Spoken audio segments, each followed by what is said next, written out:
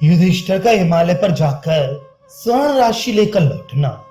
जन्मेजय ने पूछा, ब्राह्मण, महात्मा व्यास जी की कही हुई बात सुनकर राजा युधिष्ठिर ने अश्वमेध यज्ञ के संबंध में क्या किया? राजा मरुत ने जो स्वर्ण में रत्न राशि पृथ्वी तल पर छोड़ रखी थी, उसे उन्होंने किस प्रकार प्राप्त किया? वैशंपायन जी ने कहा, राजन, महर्षि व्यास जी की बातें सुनकर धर्मराज युधिष्ठिर ने भीमसेन, अर्जुन, नकुल और सहदेव इन सभी भाइयों को बुलाकर कहा, बंधु, महात्मा व्यास जी, अद्भुत पराक्रमी भीष्म तथा परम बुद्धिमान श्री कृष्ण ने सौहार्दवश जो बातें बताई हैं, वे सब तुम लोगों ने सुन ही ली हैं। अब मैं उनके अनुसार कार्य आरंभ करना चाहता हूँ। ऐसा करने से वर्तमान और भविष्य काल में भी हम सब लोगों का हित होगा। व्यास जी ब्रह्मवादी महात्मा हैं, अतः उनकी बात परिणाम में हमारा कल्याण करने वाली है। इस समय सारी पृथ्वी रत्न और धन से हीन हो गई है, अतः हमारी आर्थिक कठिनाई दूर करने के लिए व्यास जी ने हमें मरुत के धन का पता बताया है।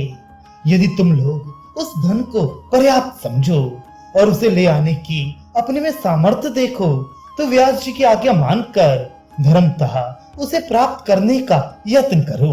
अथवा भीमसेन, तुम बोलो, तुम्हारे इस संबंध में क्या विचार है? राजा के ऐसा कहने पर भीमसेन हाथ जोड़कर बोले, महाबाहु, आपने व्यास जी के बताए हुए धन को लाने के विषय में जो कुछ कहा है, वह मुझे बहुत पसंद है। महाराज, यदि हमें मरुत का धन प्राप्त हो जाए तो हमारा सारा काम ही बन जाए। हम लोग भगवान शंकर को प्रणाम करके उस धन को ले आएंगे। देवादिदेव महादेव तथा उनके अनुचरों की पूजा करके मन, वाणी और क्रिया के द्वारा उन्हें प्रसन्न करेंगे। फिर हमें निश्चय ही उस धन की प्राप्ति होगी।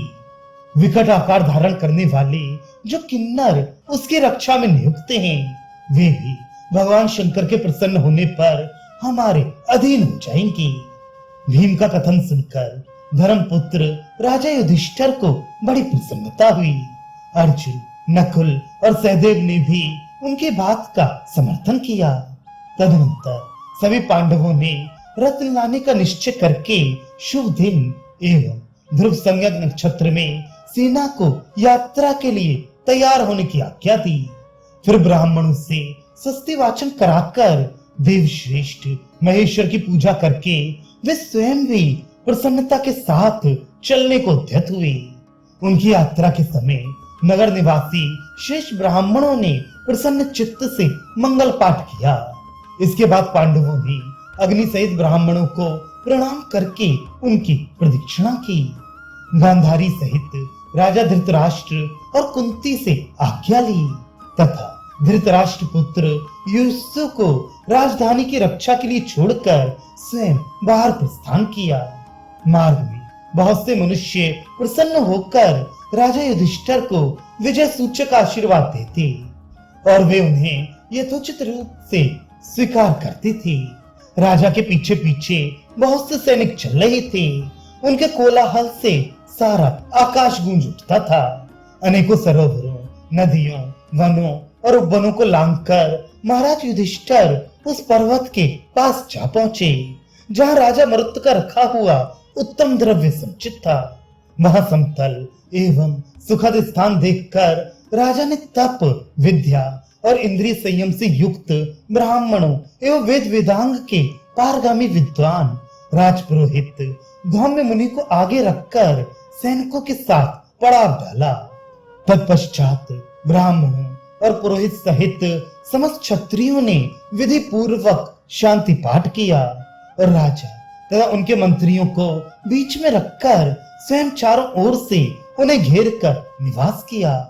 ब्राह्मणों ने 6 मार्ग और 9 चौक वाली छावनी बनवाई थी तथा उन्होंने छावनी से अलग मत वाले गजराजों के रहने के लिए भी स्थान का विधिवत प्रबंध किया था।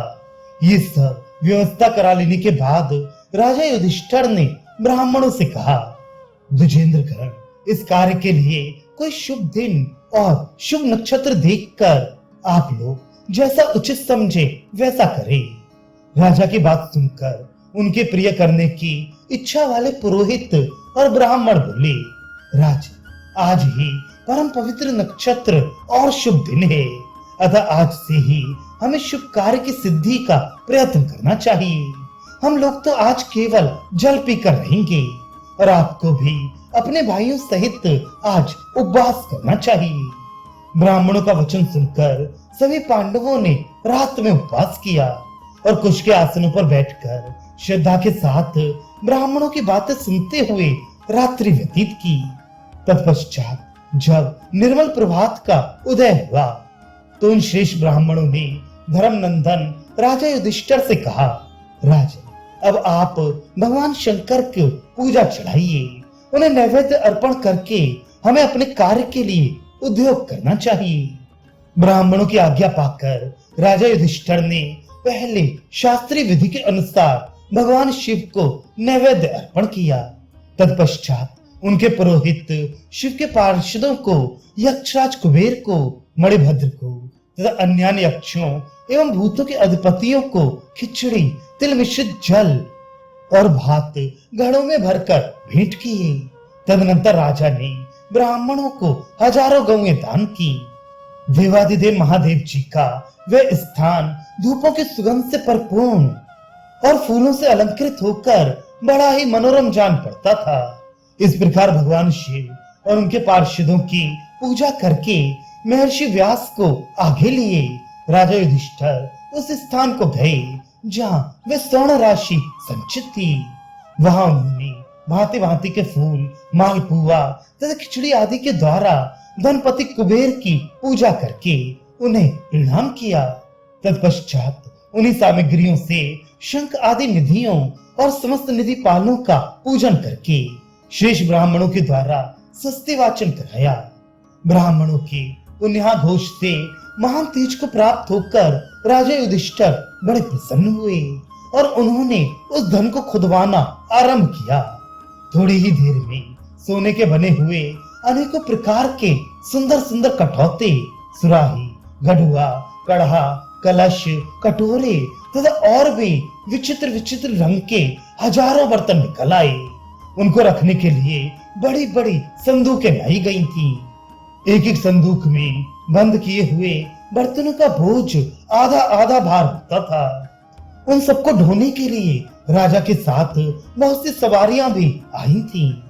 60,000 ऊंट, 1 करोड़ 20 लाख घोड़े, 1 लाख हाथी, 1 लाख रथ, 1 लाख छकड़े और उतनी ही हथनियां थीं। गधों और मनुष्यों की तो गिनती ही नहीं थी। युधिष्ठिर ने वहां पर जितना धन खुदवाया था उसका अनुमान इस प्रकार लगाया जा सकता है। उन्होंने प्रत्येक ऊंट पर 8,000, प्रत्येक छकड़े पर 16,000 और प्रत्येक हाथी पर 24,000 भार स्वर्ण का लादा था। इसी प्रकार घोड़ों, गधों और मनुष्यों पर यथासंभव भार रखवाया था। इन सब वाहनों पर धन लदवाकर पांडुनंदन युधिष्ठिर ने पुनः महादेव जी का पूजन किया और व्यास जी की आज्ञा लेकर पुरोहित धौम्य मुनि को आगे करके हस्तिनापुर को प्रस्थान किया। वे वाहनों पर बोझ अधिक होने के कारण 2-2 कोस पर मुकाम देते जाते थे। द्रव्य के भार से कष्ट पाती हुई वे विशाल सेना पांडवों का हर्ष बढ़ाती हुई बड़ी कठिनाई से नगर की ओर बढ़ रही थी।